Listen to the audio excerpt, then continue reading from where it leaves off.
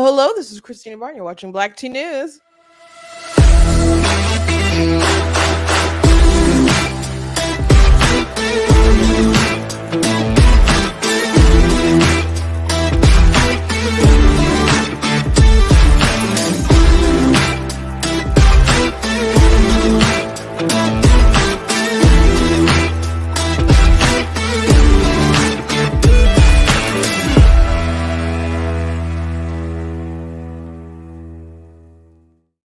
Hello, hello. Welcome to Black Tea News. I apologize for my little fake out. I hit a couple wrong buttons, but we're here today together once again. So, how you guys doing? I've had the week off last week because I was going out of town and I had a family obligation earlier in the week, which that obligation we had a death in the family. My uncle his mother passed away, so and it's my uncle through marriage on my dad's side of the family, but we dearly love my uncle Brian, and my cousins we're really close to my cousins and stuff. So for Monday was the funeral, so we went to the funeral, and so the rest of the week, a couple days, I was not going to be here, so I thought it'd be weird to just have a show on Tuesday and Wednesday, and then you guys wouldn't see me the rest of the week. So I just decided to take the week. I appreciate your patience. And we're back again. So I'm going to talk a little bit about my trip. And I went to the Faith and Freedom conference that was in Washington, D.C. So there was, a lot of interesting guests and conversations. And one of the guests was the President of the United States. Former president, likely future president, 45 and probably 47. We shall see. And something else interesting. I've been on a kind of a journey. If you've been following me, especially on TikTok, and I mentioned on Facebook as well, posted on Instagram. I don't think I really talked about it on my show, but you guys know that I work with a PAC called the Brighter Michigan PAC. And one of the things that we do every year is that we put on a fundraiser for the Fallen and Wounded Soldiers Fund. And we all volunteer. No one's no one in the PAC has a paid position anyway, but the everybody in the Fallen and Wounded Soldiers Fund, I think, is also volunteered. 97 cents on every dollar. I am not their legal person, so if I say something that's technically wrong, here's a disclaimer. But 97 cents on every dollar goes to a veteran in need. So I'm pretty sure that in both cases, like with the PAC and with their group, they pay the lawyers or something, but everything else probably goes to just the veterans and stuff. So I think they've been having this party, the Salute Our Veterans party, for 6 years. So it's local in Michigan at the Samus Kasab Estate. This year it's going to be on July the 12th. And I'll cut like a different kind of video that has more info on it, but I just want to let you guys know what's going on. And so I've been a part of it, I think 4 years, if not 5 years now, but at least 4 years, I think. And so it's a really awesome event, and they honor different veterans the day of the ceremony, but they raise a lot of money for the veterans. And so this year, I thought it would be awesome if we could get a portrait of one of my sister's portraits signed by Donald Trump. She did this really awesome Donald Trump portrait. So I'm not going to whip out the big one. I think I might, because I had to wrap it up when we transported it back home. I thought about unwrapping it to show you guys, but I just didn't have enough time, mostly because my hair got tangled in a hair tie. But so I didn't have enough time to unwrap that. But let me show you the picture of the print that we want to be signed. So there's a big one. It's like 36 by 24. So we're trying to get it signed by Trump. So last Friday, well, I guess 2 Fridays ago, he was in town, and I went there, tried to get it signed there, couldn't get it signed there. And so then I found out we were going to happen to be at the same place because he was going to be at the conference I was going to be at. So I took it down to DC with me, and tried to get it signed there. And the people there were so sweet. Every time people are like, "What's that? Oh my gosh!" And so I explained my sister made this and what we're doing, and people were so sweet. Everyone, like different people, strangers, were trying to help us also get it signed, and they were calling people, trying to help get us closer to the stage or get us through, or they were trying to call different speakers. It's a big process. Some people are like, just go to the rally and hold it up. Literally, there's someone who says, can you please not hold that up? you know and people are like, just go to the rally. Are you going to be able to get it past Social Security? Because I'm not Social Security, I'm sorry, Secret Service, because it's kind of big and you can't just bring everything in there. So there's this whole kind of big process sometimes. And sometimes, yeah, people are like, oh, if he saw it, I'm sure he would sign it. I'm sure he would sign it.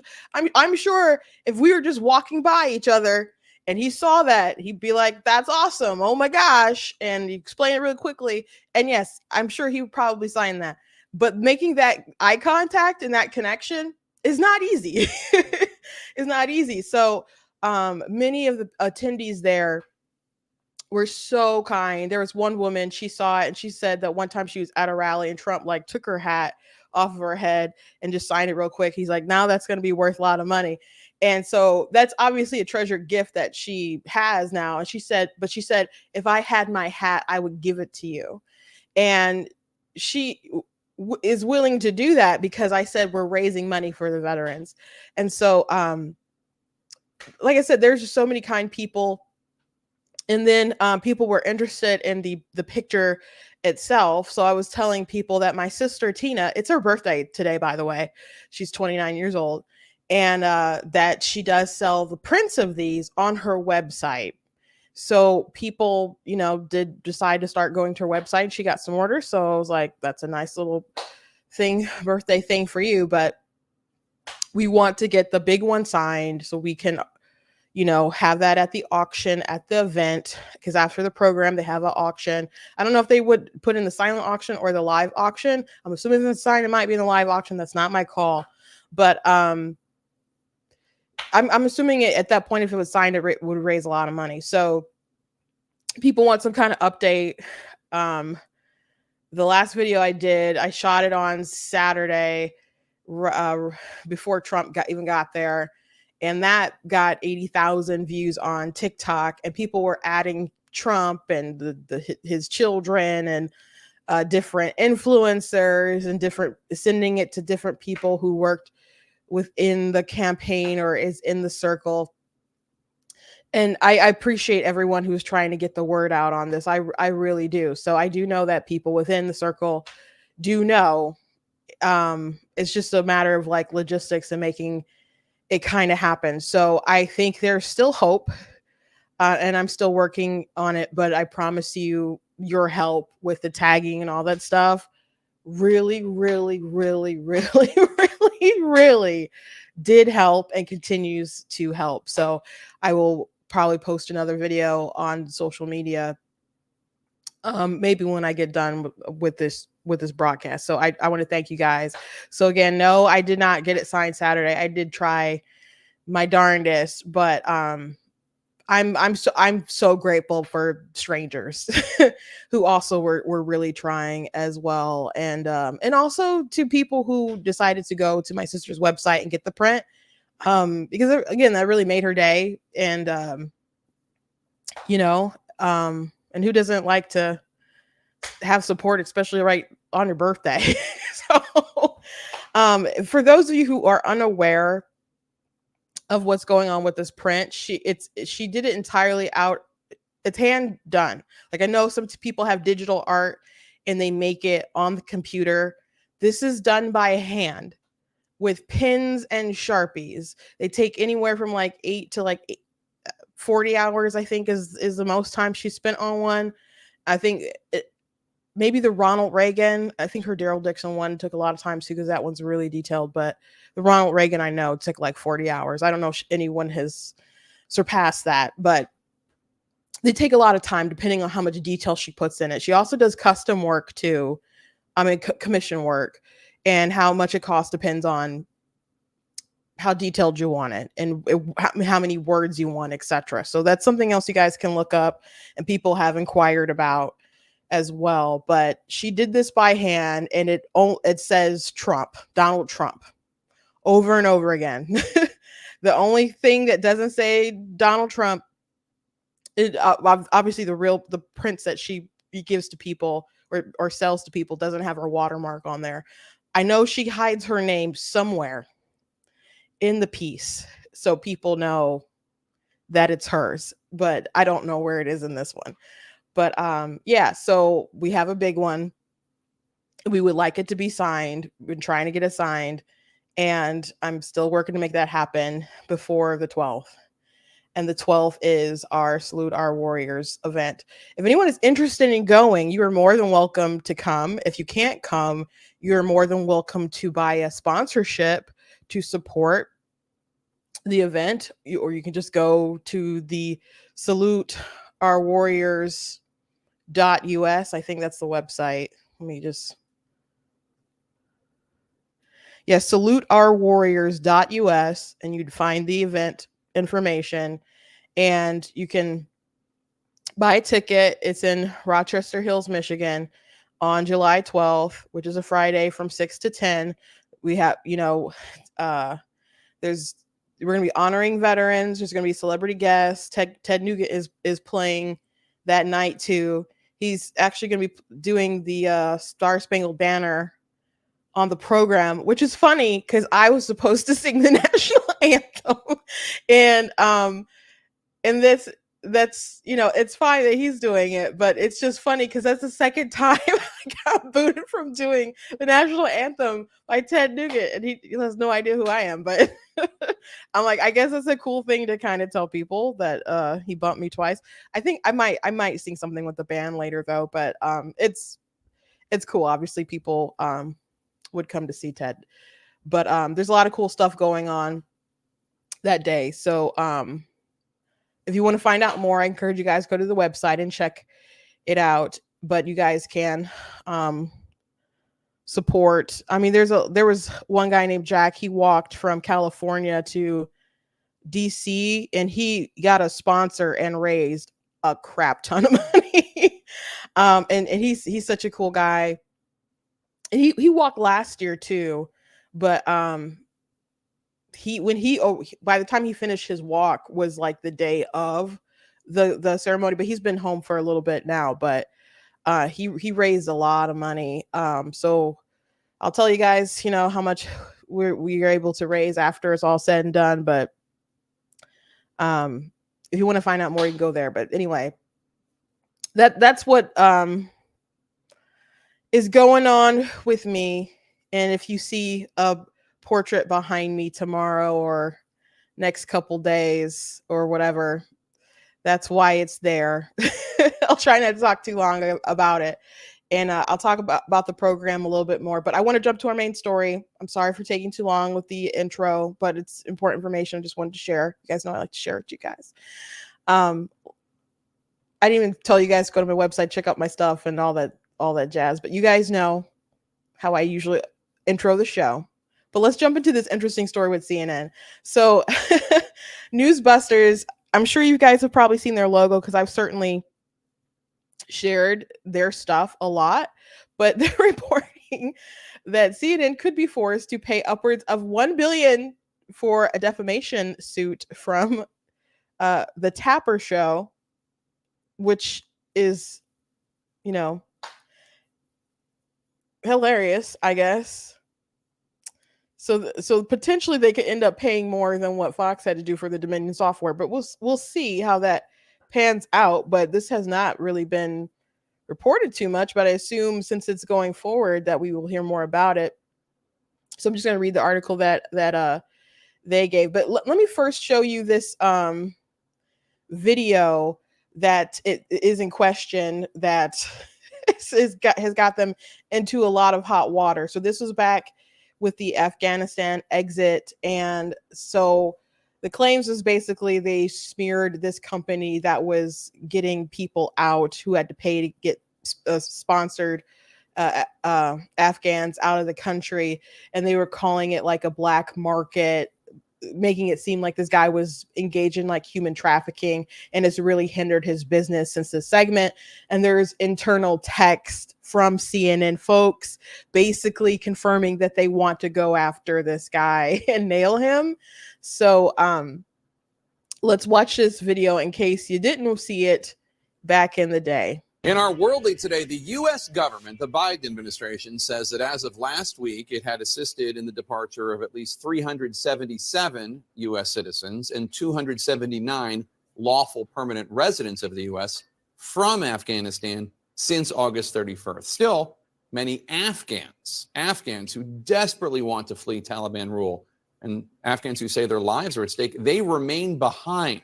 As CNN's Alex Marquardt has discovered, Afghans trying to get out of the country face a black market full of promises, demands of exorbitant fees, and no guarantee of safety or success. Desperate Afghans are now being exploited, like that young man, told that they can get them or their families out if they pay exorbitant, often impossible amounts. Found a man named Zachary Young, who is one of many advertising evacuations from Afghanistan, posting just this week, "We can deliver." One LinkedIn user posted messages with Young, where Young said it would be $75,000 for a car to Pakistan. He told another it would be $14,500 per person to get to the United Arab Emirates or Albania for another $4,000. Prices well beyond the reach of most Afghans. We got Young's number and called, but he didn't pick up. In a text message, he told CNN that Afghans trying to leave are expected to have sponsors pay for them. If someone reaches out, we need to understand if they have a sponsor behind them to be able to pay evacuation costs, which Young says are highly volatile and based on environmental realities. Young repeatedly declined to break down the costs or say if he's making money. Back in California, the young Afghan American tells us even though he can't pay, he's still pleading to get his family out. I have sent tons of texts asking these people, begging them to evacuate my family. If I don't be able to evacuate them within the next 2 weeks, I think I will lose them all. I think I will lose them all, my family. And just moments ago, that young man told me that the Taliban has now issued summons for his family in hiding, indicating his father believes that the Taliban really is after them. Now, the Biden administration continues to work on evacuating people, but as you can see there are just so many more Afghans who want to get out of the country, and that just drives prices higher and higher. In another message, that person offering those evacuations, Zachary Young, he wrote, "Availability is extremely limited and demand is high." Jake, he goes on to say, that's how economics works, unfortunately. Unfortunately. Alex Marquardt, thanks so much for that important report. So yeah, that's the report, and that could make them lose a lot of freaking money about this, especially that line where they said to pay all this money without guarantee of safety, which they'll explain in this article. So I'm going to read through it really quickly. The case may not be as well known yet, but CNN could be facing a defamation liability rivaling or exceeding the $787 million Fox News paid out to Dominion Voting Systems. Newsbusters recently reported on Florida's First District Court of Appeals affirming that plaintiff Zachary Young could seek punitive damages in addition to economic and emotional damages from the cable news network in a civil trial after they allegedly defamed him regarding his work in getting people out of Afghanistan. The total could near or exceed $1 billion. For that outcome to be remotely in the cards, Young needed to prove malice, and according to the ruling, he's done exactly that. Young sufficiently proffered evidence of actual malice, express malice, and a level of conduct outrageous enough to open the door for him to seek punitive damages, Judge William Scott Henry wrote in the court's ruling. The court felt the high bars for actual and express malice were met because of internal CNN messages that were extremely vicious toward Young. Correspondent Alex Marquardt, the primary reporter, expressed in a message to a colleague that he wanted to nail this Zachary Young, in bleeper, and thought the story could be Young's funeral. On that declaration of wanting to nail Young, CNN editor Matthew Phillips responded, "Gonna hold you to that, cowboy." alongside Marquette, CNN senior editor Fuzz Hogan, who's a member of CNN's internally lauded triad of editorial, legal, and standards practices oversight personnel, described Young as a bleep. S word, by the way. In an interview with Newsbusters, Vale Friedman, the lawyer representing Young, said that everyone makes mistakes, but what CNN's messages showed was a systemic problem inside the network. He added that their internal mechanism for accountability had clearly failed and opened themselves to massive liability. Friedman told Newsbusters that his client had lost between 40 to 60 million in economic opportunity over the course of his now damaged career as a security contractor, since people in the field no longer wanted to work with him. If a jury awarded his client for emotional damages, the upper end could be as high as 600 million. The court, recognizing the malice and outrageous conduct by CNN, effectively removed the cap on the punitive damages in the state of Florida. Man, they're probably mad. This is in Florida, man. All of that meant CNN could be facing upwards of 1 billion in total damages. The case hinged on CNN's use of the phrases black market and exploited to describe Young's legitimate business helping corporately sponsored Afghans escape the country as it collapsed around them and the Taliban retook control. Young's clients included Audible and Bloomberg News, one of CNN's industry peers, as he saved 24 people. Friedman said CNN essentially branded Young a human trafficker and a war profiteer and broadcasted it to millions of households. Jake Tapper, the host whose show the allegedly defamatory story ran on, The Lead, also made a point to note that people seeking escape were given no guarantee of safety or success. Yet at no point could CNN prove that what Young was doing was a scam. In fact, their editors admitted in messages that their editors admitted in messages that I think there's a word missing, that they couldn't find evidence of it. In a filing submitted by Friedman, a message from CNN editor uncovered during discovery expressed concern with the story. Digital decided not to publish a digital version from Alex. They told me it was because we could not answer the question, is this a scam? So, of course, this went live, but they didn't do a digital story because they couldn't back up their claims, or they couldn't back up the narrative that they're trying to put out there. Another read, it's not clear to me if everyone is being ripped off or if some people pay up and get out. And that's pretty crucial. If he doesn't know the answer to that fundamental question, I'd say we really need to pause this until we find out. One more described the story as full of holes like Swiss cheese. When asked about the possibility of a settlement, Friedman told Newsbusters there was no active settlement discussion and that it was so far off the table. Oh my gosh, they must have these texts.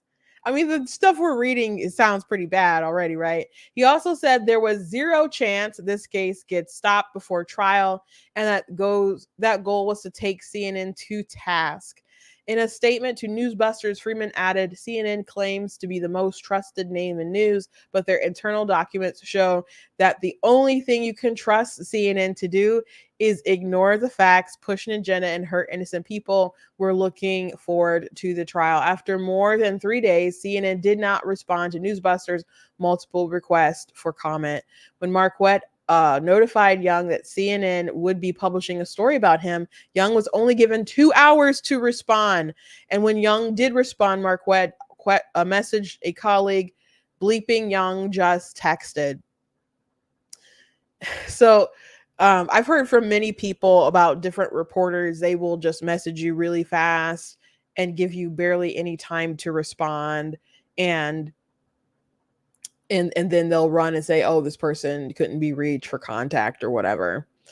So that's, a tactic. So, and I understand people have deadlines, don't get me wrong, but It is a tactic that some journalists, many journalists use. CNN's internal messages are indicative of a cowboy culture that cares more about clicks than accountability. In fact, CNN promoted the primary reporter on the story after the lawsuit was filed, indicating this kind of journalism is not only tolerated at CNN, it's rewarded, Joe Delich, Friedman's legal partner, told Newsbusters. And that is the end of the story. But how fascinating.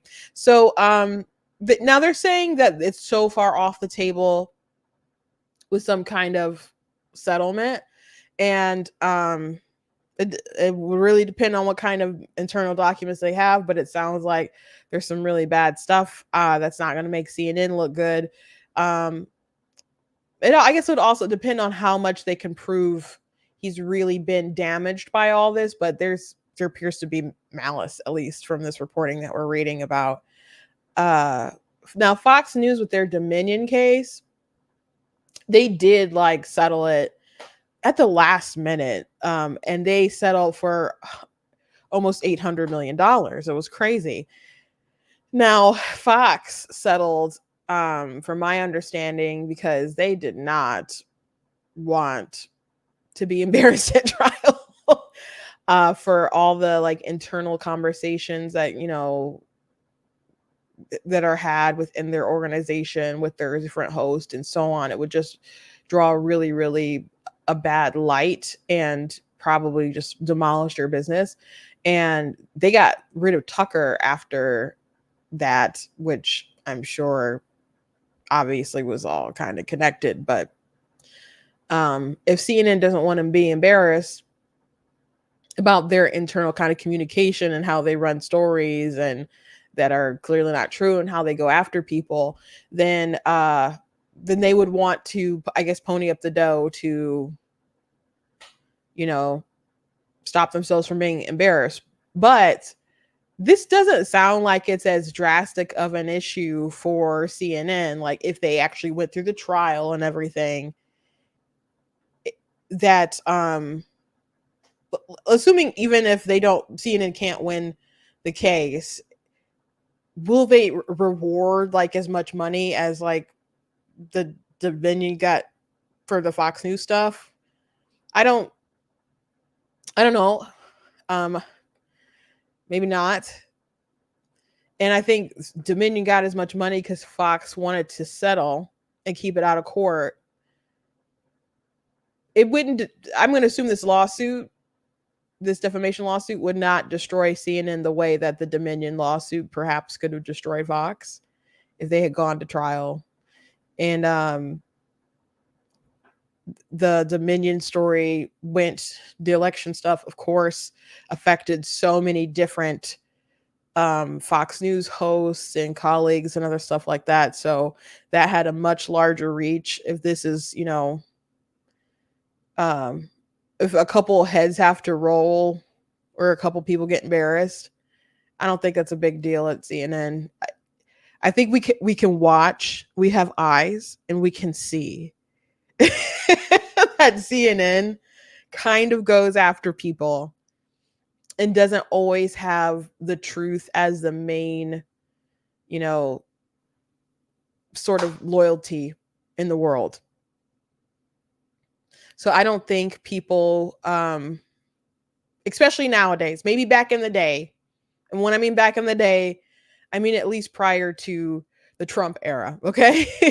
Maybe some time ago, people had this belief that CNN was just kind of like the grown-ups news, that they were straight shooters, that you could turn it on and trust that, maybe some people are biased here or there, but they're mainly going to tell you like it is or whatever, and you can trust what's coming on. I don't think people have that mindset anymore. Even like Jake Tapper is probably a person that they take more seriously compared to other folks on the not platform, but from their news organization. But Jake, sometimes it's like, oh, thanks for a moment of honesty. And then other times it's like, man, Jake too. There's a big viral kind of moment going on because there's a person from the Trump world who I don't think I saved it, but she was on a show on Fox News, and they were, I'm sorry, on CNN, and they were talking about the debate, and they were talking about the host of the debate, which is coming on Thursday, and it's going to be Jake Tapper and Dana Bash. And so the Trump spokesperson mentioned that Jake Tapper has said many things about Trump, and, you know, to just present him as bias, and has compared him to Hitler and other stuff. And I'm sure there's a lot of folks who are going to be able to find on these networks who've made those kind of comparisons. And it's pretty known that these people have a bias against Trump and aren't too fond. They don't like him, and they find him, you know, to be pretty dangerous. And they obviously prefer Biden to win, even if they might not like Biden. They prefer him to win. So it's not a big deal. We all, again, we have eyes, we have ears, we have comprehension skills. We can just observe the world as it is, that's presented plainly to us. But the host got all mad and was like, no, you're not going to talk about my colleague. You're not going to talk about my colleague. And like cut to a break or whatever. She's like, I'm not going to tolerate it. And it's like, well, is it true? Because if it's just true, isn't it just news? Like, we're talking about the debate. You guys are hosting a debate. Jake Tapper is going to be one of the person asking the questions, and people are concerned, you know, about the debate. Now, I will say, if Trump's folks are going on the shows and prepping, like, oh, the Dana Bash and Jake Tapper are biased, and, you know, they're bad hosts. I don't know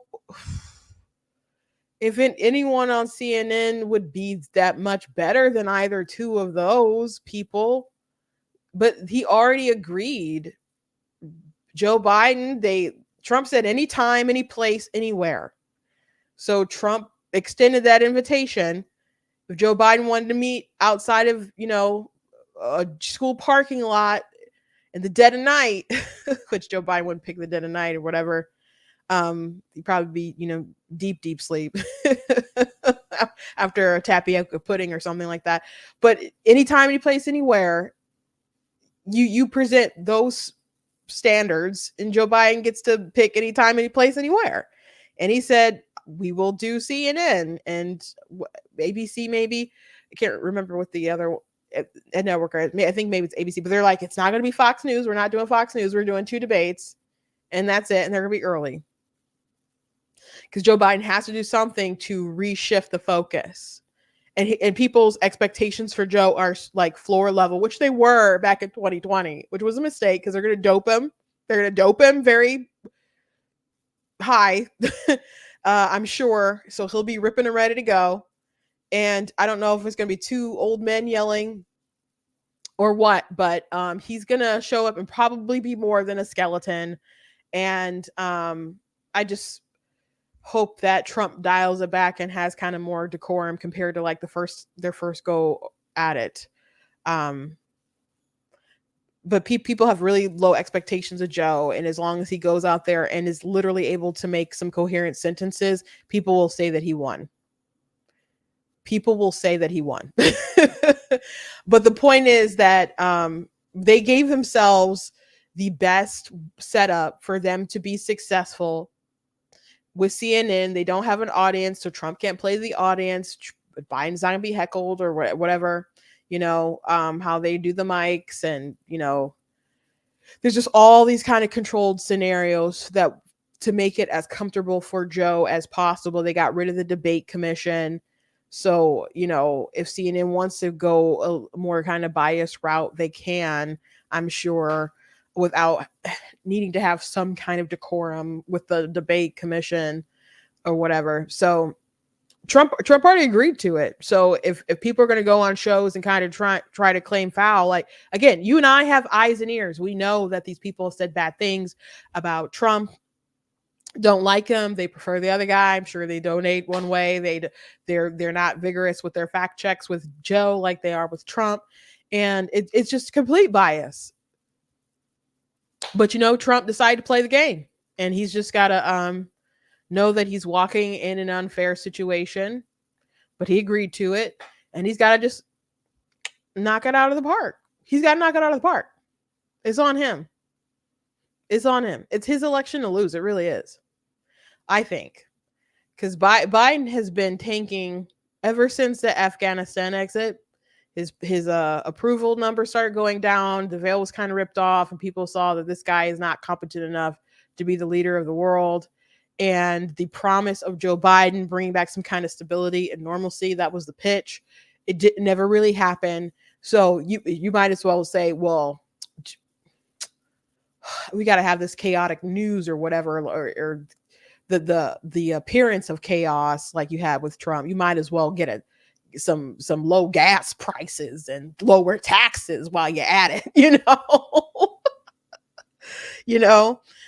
So Joe Biden never brought that stability. But if I was Trump, I don't know what all kinds of things he's going to mention on debate day. But man, something like this story, and there's some language in here. And by language, I mean kind of a bit graphic language, not like F-bombs, but Joe Biden has another judicial nominee who's a little too kind to people who like to molest kids. We already talked about another person some weeks ago.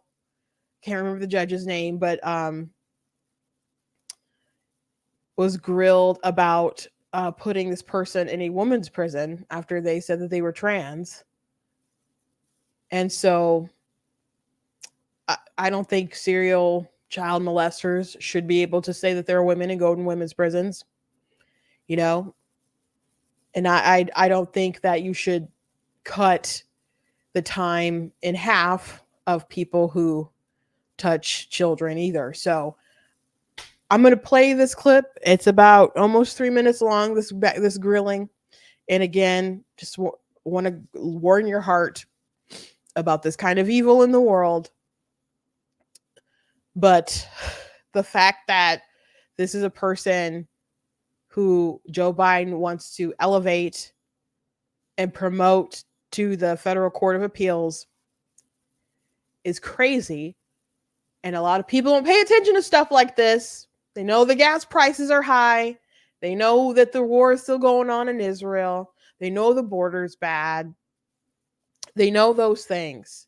But do they know the kinds of people that Joe Biden wants to put, on the courts with these important positions, the sort of ideologies that they have, their discernment, and their really bad decisions? Do they know that? I don't think a lot of people know. I don't even think enough people on our side knows about these sorts of things. Mr. Smith molested a 4-year-old girl, didn't he? Senator, he was convicted after trial of unlawful sexual contact under Maine law. That's a nice way of putting it. That was the charge, Senator. Right. Mr. Smith molested a 9-year-old girl, didn't he?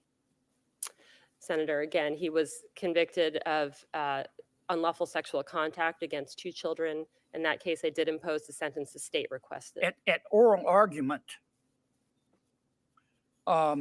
this is how Mr. Smith's conduct was described. Quote, you heard this testimony. All of the abuse is done in the same fashion. Smith would rub his fingers in a circular motion on the vagina of each child. And he did so repeatedly. Now, where I come from, we call that sexual abuse. You can pretty it up all you want to, Judge. This is what you said at Mr. Micah's sentencing.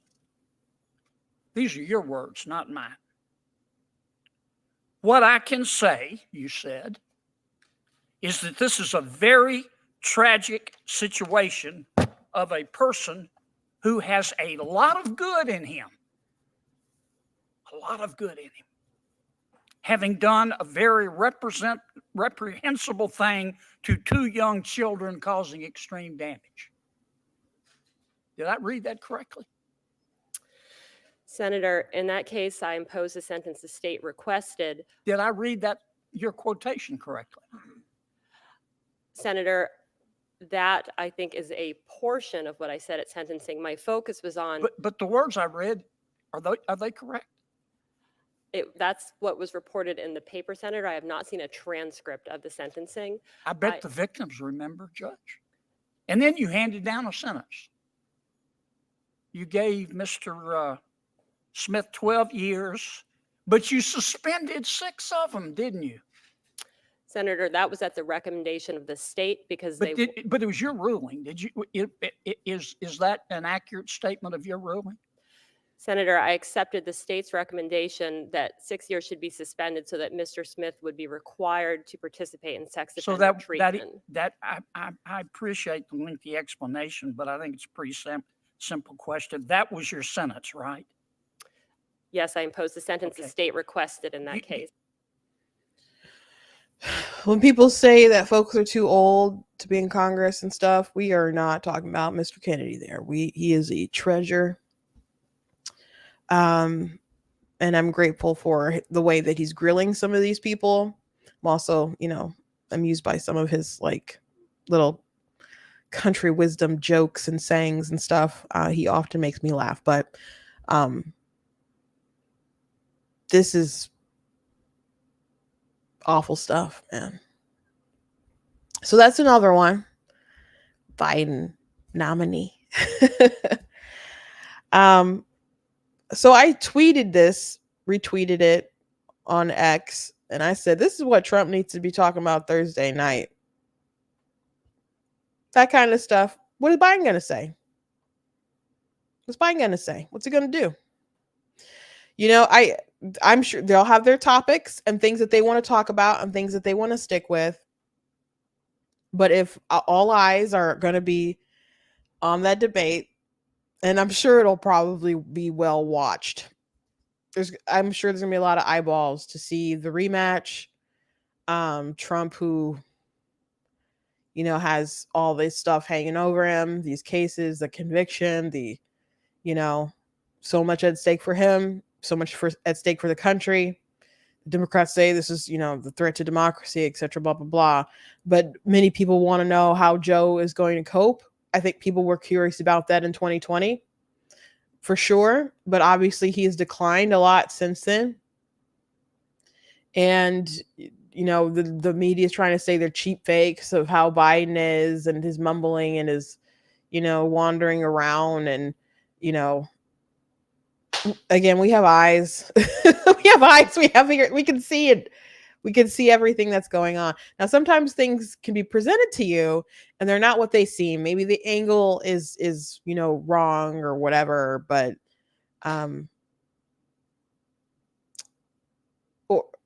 but sometimes they play those games too. Like there's that event with Joe Biden. He was being escorted by Obama.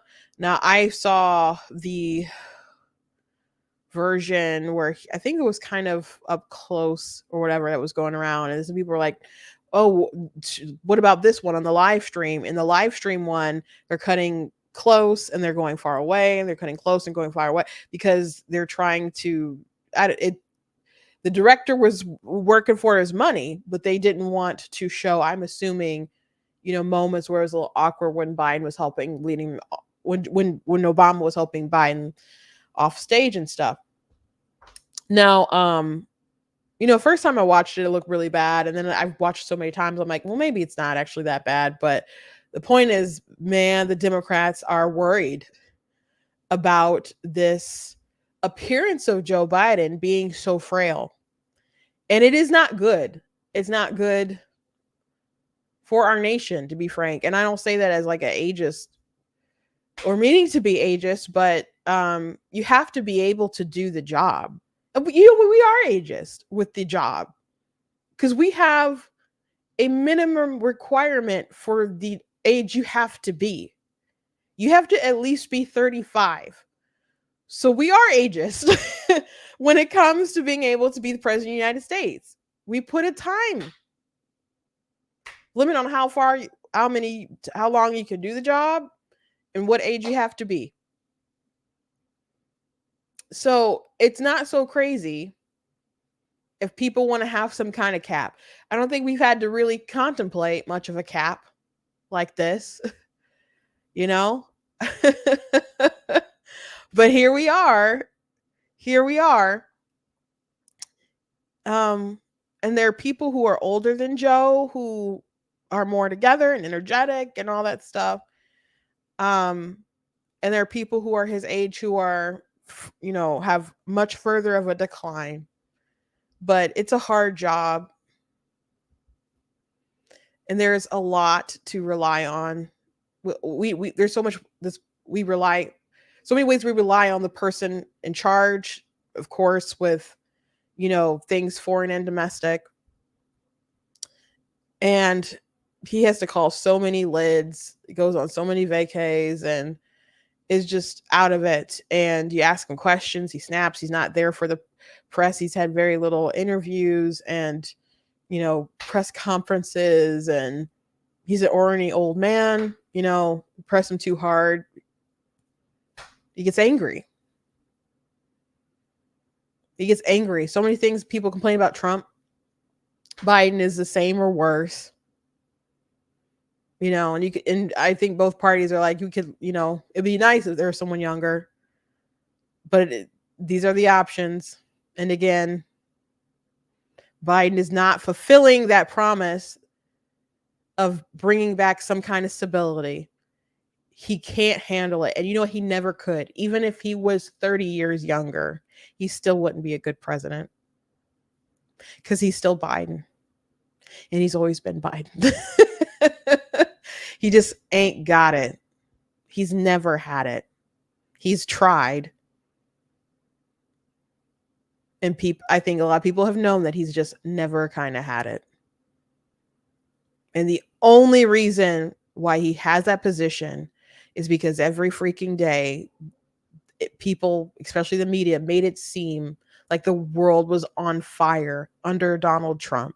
There was so much division, so much Russia collusion. Did Trump pee on Russian prostitutes? And is he afraid of stairs and the koi fish? And, the losers and suckers thing. So many stories that they threw out there and ran with, the very fine people hoax. And just made it seem like we had a Russian puppet neo-Nazi in the White House who told people to drink bleach. And people wanted something freaking normal, I guess. And Joe Biden said, I am that normal. And he said, I'm a placeholder, implying he'd only do one term. He lied about that too. And no one got what Joe promised. And he's been very, very progressive, pushing a lot of crazy stuff. There's conversations about a new press person that they hired, and he's let me see if I can pull up some tweets real quick. I mean, you can imagine that Libs of TikTok has stuff about this guy. Yeah, I found a tweet. He's got interesting tweets. I don't have time to go through them today. Maybe tomorrow. There's quite a few people mentioning him today. I think Ben already talked about him. That's him. That's him. So he's the new White House Associate Communications Director.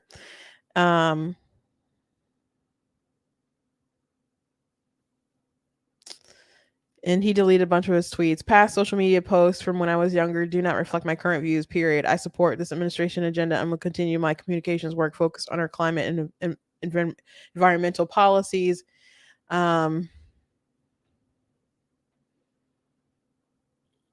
another doozy for you.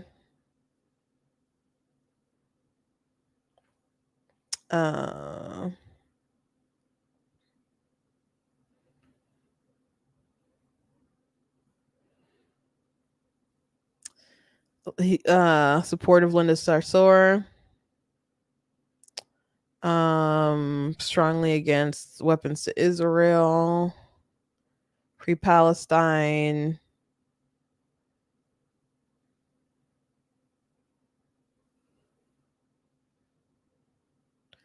There are other tweets that were more controversial. I said I wouldn't go through this, but I guess we're already here. We're already here. Libs with TikTok. At this point, everyone in the White House, Pence included, not complicit. At this point, how is everyone in the White House, Pence included, not complicit in the Russia scandal? So that was, a year into not even a year, because Trump would have been acting president in 2017, and that was in May. So yeah, there's some fake news there with the Russia hoax. Here's one about preferred pronouns. Says his family is racist. He talks about systemic racism.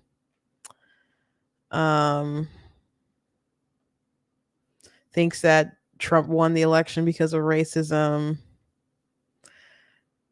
Blah, blah, blah, blah, blah. So, anyway, these are the kind of people who, Biden puts, well, not specifically Biden, the people that Biden have already appointed, they put these people into the positions of power in the government and so on. So, you got to ask yourself, who do you want leading the country?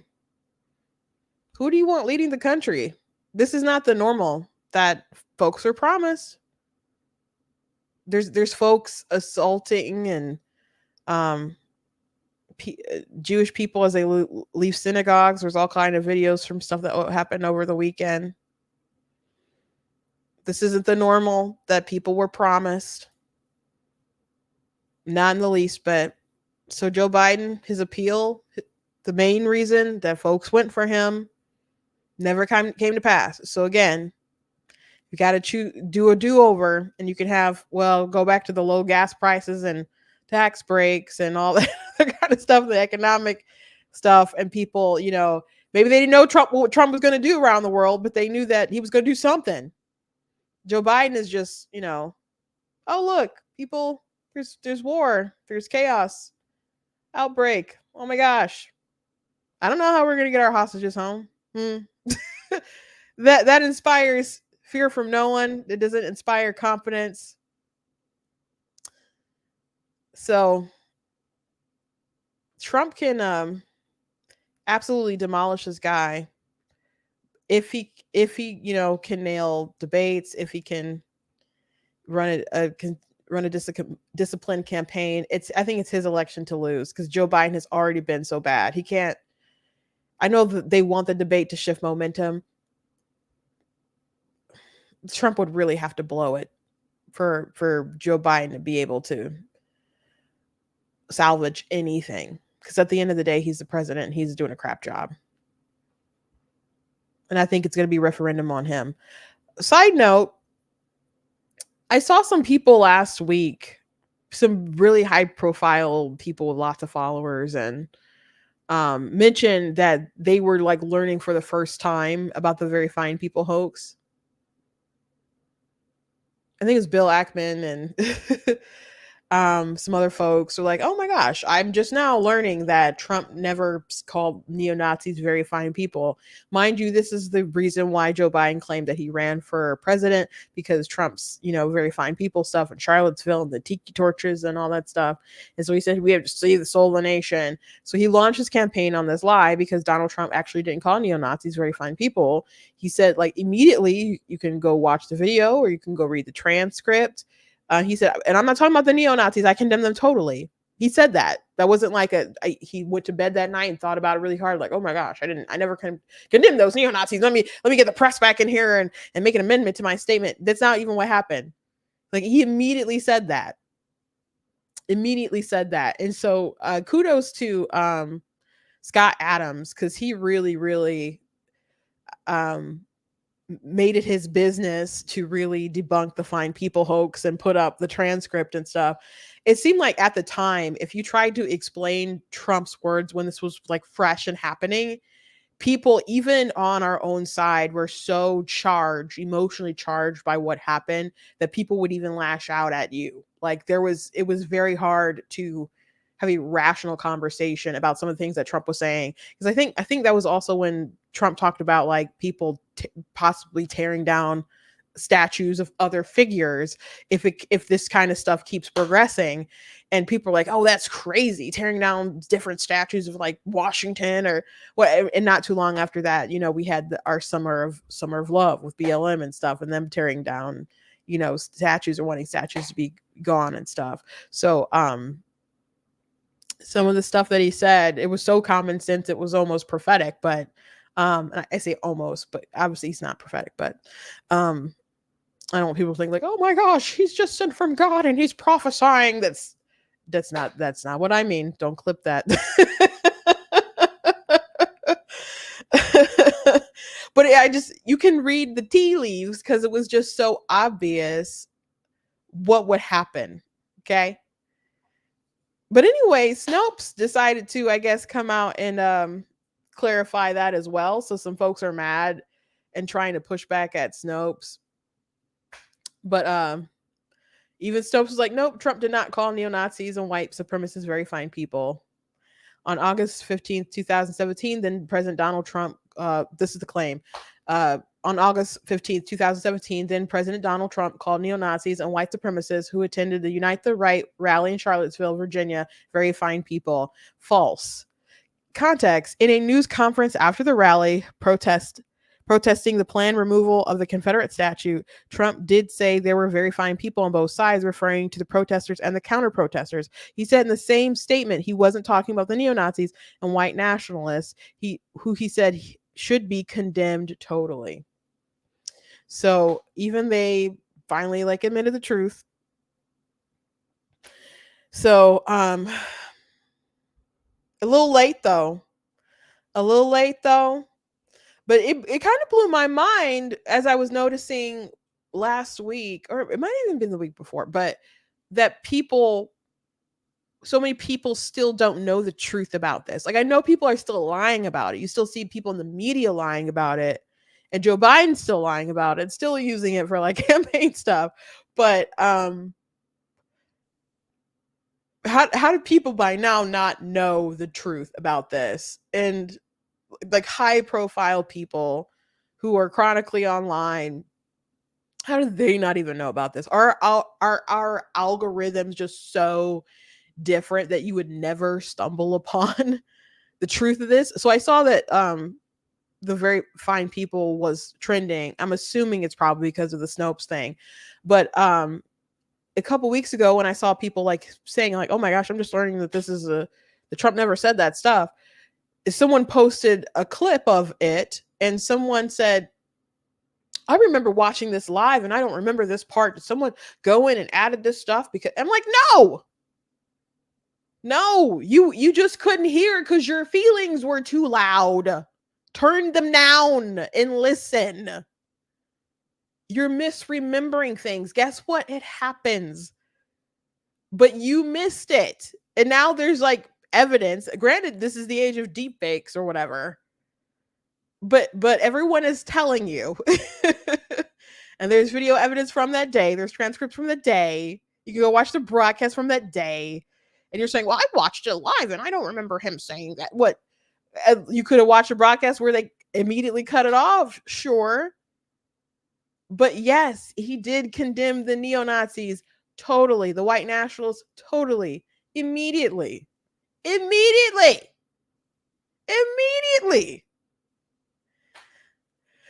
So yeah, that's just one of the crazy hoaxes that's still going on. And this one really damaged him too. Obviously this one really damaged him. I don't know. I guess maybe we should do a special video, the different hoaxes and then rate them on how much damage they did. This one is pretty high.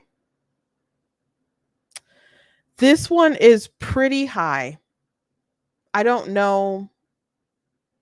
The Russia collusion thing was maybe 1. This might be 2. if it's not one. We'll have to rate them like a Watch Mojo video or something. Maybe we'll do a poll to see which ones you think are the most damaging, and I'll give my ratings or whatever. But that was bad. The losers and suckers one was really bad too. And actually, when I was at the event on Saturday and heard Trump speak, I had never, I guess he's been going around talking about it. I don't recall hearing him really talk about it and break it down. He didn't talk about it at the time because he apparently said that his people were saying, oh, don't even dignify this report at all. And he thought that they were stupid for saying that because he's like, this obviously damaged me. And there's still like service people who believe that he said that. And in the midterms, I did a like a Skype thing, talking to some church-minded people, religious-minded people who gathered at a friends of ours church down in Ohio. And so someone in the crowd, they were going to vote for Trump, but they didn't like Trump, which, you know, a lot of people who are going to vote for him don't like him. But they were a military person, and then they ended up mentioning like, well, I'm not a loser and I'm not a sucker. I'm like, wait a second. I'm like, you believe that he said that? They're still going to vote for him even though they believe that he said that, but they were upset that he said that. And I guess they're going to hold their nose and vote for him. I'm like, but that's not true. That story's been debunked. When that story first came out, I did write about it on my website, blacktnews.com, because the Atlantic first put out that story that Trump didn't go to a special, like a memorial service because he thought that they were losers and suckers. And so the reason why, and there's different documents to prove this, the reason why they didn't go to that ceremony is because it was raining and they weren't going to be able to fly him in. And the kind of Secret Service detailing, they didn't have a good exit plan if something popped off. And so they sent some other people, and he like went, I think the next day or day or two, whatever, later. They're trying to say that he didn't go because he actually thinks that these people who died for liberty and freedom in the country or whatever are just losers and suckers. And that was a story, and, you know, unnamed sources, et cetera, but people who were around the president during that times denied that it happened. So I have different testimonies from different people in the Trump world who denied that it happened. John Bolton, who now like hates Trump's guts, he was asked about it and he said, if Trump had said that, that would have been an entire chapter in my book. So, I don't know how it got twisted, because even like looking at the story, analyzing the story, it just didn't make any sense to me. And I'm like, well, could there have just been like something that he said that was just like twisted? And it just doesn't make any kind of sense. So Trump was saying, like, if you just think about it, it doesn't make any sense. He's like, even if I didn't like the military, even if anyone in my position didn't like the military, why would you say that out loud? Why? It's too stupid to believe. It doesn't make it. He's like, how could anyone be that stupid? And he had a really good point. So I sure was thinking that, like, how could someone believe it? So it's so ridiculous. But again, there's all these like documents that disprove their premise of their story. Now I saw maybe about a year or so ago, maybe it was General Kelly. I don't think it was Milley. So maybe it was Kelly or something. Kind of seemed like maybe they were the source or whatever. Or they're repeating that. But a lot of people in the Trump world, now granted, well, why wouldn't they deny that it happened? But it really doesn't sound like something that anyone with any kind of little bit of common sense would say.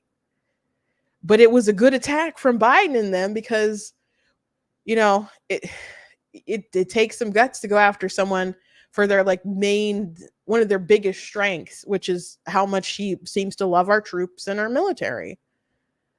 And immediately after that story came out, there was like Biden ads and stuff ready to go. So I'm like, this is obviously coordinated, because I worked in comms, and I can tell you from how I worked, and I would make the graphics and videos and stuff. It was a process to even get different stuff approved. So you'd have to hear about the report, make the content, and then get it approved, buy the ads or whatever. It was obvious coordination for how it dropped or whatever. So I wouldn't be surprised, by the way, if there's some kind of like special hit or whatever that would that's prepared for the debate, you know. So I would just watch out for that. But that was a fascinating part of Trump's speech, because he said he started to talk about it now, but he wishes that he had just denied and talked about it then. But they're like, don't dignify it. And sometimes it's the right thing to do, I guess. Like, don't spread the rumors or whatever. But that one was so crazy and so nasty. But I debunked it at the time. I showed a lot of stuff and tried to, you know, tell people the truth of that. But that was another one that really hurt him. But that one is based off of hearsay. Even if he said the losers and suckers comment, even if it were true, the premise of the Atlantic article is obviously false. But all that is hearsay. The very fine people hoax. People have been clearly lying about this man for all this time with that story. I still don't think. Is it worse to believe that the president is a puppet of Russia installed and our elections aren't legitimate, or that, I guess, all that stuff may be being true and we have a neo-Nazi white nationalist as the president, which is worse? Which is worse? I have to think about which one is number one. It probably is the Russia thing, but this very fine people thing was super bad for him. It was super bad for him, and it wasn't true. And people, again, still just figuring that out. The drink bleach thing was pretty bad too, and Biden will still say it. He never told anyone to drink bleach or inject bleach or whatever. There's a lot of dumb hoaxes out there. We'll have to talk about those another day. But I have to go more in detail about my trip tomorrow. And some thoughts about some speakers and the overall conference, because I am over on time and I start a little late. So we'll have to jump more on that tomorrow. But my youngest sister's in the chat, Tina. It is her birthday. So that's Tina, by the way. I had started off my show talking about her portrait, and I had shared it with you guys and shared some videos about it. So I want to go ahead and just show it again. She said, yes, that's me. So, yep, that's Tina. She's 29 today. And so this is the portrait that she made with pins and Sharpies. It just says Donald Trump over and over again. It's not done on the computer. It's done by hand. Took a long time to do. We got this done up in like poster size. It's pretty big. And we're trying to get it signed by the president. And I thank everyone who's tagged someone and sent it to someone and, you know, is out there begging, because I'm, you know, out there begging. So, I can't get over how there were strangers just really doing what they could to try to help us get this signed. So, I think I'm optimistic, but there's some things I can't say, I guess, but I'm optimistic about it happening. But I absolutely cannot stress how vital it was for people to tag and let, you know, tag Trump, tag his kids, send to different people in his circle or whatever. So thank you very much. I'm going to encourage you guys to keep doing it until it's signed. And I will update folks. But if anyone is actually interested in the print, it's available on her website, tinastextportraits.com. If you want to print, I think the sizes are, you can get a little one that's like 5x7, and the other ones are like 11x17. She has other prints as well. She has a Jesus, she has a Ronald Reagan, she has a Lincoln, she does have an Obama, if there's a Democrat in your life who wants an Obama. But yeah, those are available. But the one that we want signed, we want to auction it off for money for the Fallen and Wounded Soldiers Fund. So that's a good cause, and I will tell you guys more about it later. But I just want to say thank you guys, and I will see you next time. So let me take this down. Oh, last thing I promise, last thing I'm going to mention before I click the end stream button. Something else that you guys probably know if you watch me all the time, but the person who did the book cover for Of Course God Is Blatantly Against Abortion is Tina. So she's the artist who did the cover for my book, with this hand of God reaching out to the baby. So if you've seen that before, that is Tina's work. So she's a very talented artist, and I appreciate her. I really, really do, and wish her a happy birthday. And we're gonna go enjoy some Longhorn for dinner tonight in celebration of her.